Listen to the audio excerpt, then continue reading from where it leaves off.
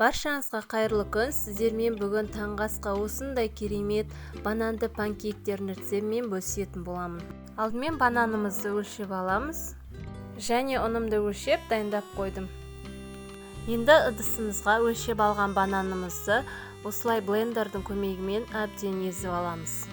Егер де блендер болмаса, шанышқының көмегімен езіп алсаңыздар болады. Енді осы бананымызға бір жұмыртқа және де сұйық май қосамыз. Содан соң 10 грамм қамыр қопсытқыш саламыз. Және де 3 ас қасық қант салып, венчиктің көмегімен жақсылап араластырамыз. Енді осыған бөлме температурасындағы жылы сүтімізді құямыз. Барлығын жақсылап араластырып, алдын ала өлшеп алған ұнымызды біртіндеп қоса отырып араластырамыз. Міне біз ұнымызды қоса отырып, осындай қою масса дайындаймыз және де тұз себеміз. Біздің массамыз осындай болу қажет. Енді біз қызып тұрған табаға осылай құйып шығамыз. Достар, біз панкейктерді пісіргенде табаға сұйық май құймаймыз, осылай құрғақтай пісіріп шығамыз.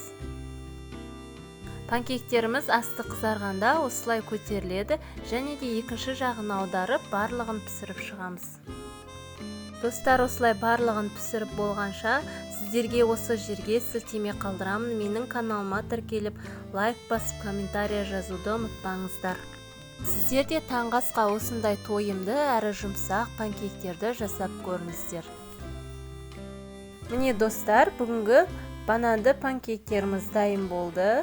Сіздерге осылай көрсетіп жатырмын. Өте жұмсақ әрі дәмді болып шықты. Видеомды соңына дейін қарағандарыңызға рахмет. Сіздер де дәл осы рецепті пайдаланып, осындай бананды панкейктерді жасап көріңіздер. Алдағы уақытта сіздермен керемет рецепттерді бөлісетін боламын. Менімен бірге болыңыздар. Сіздерге ас болсын.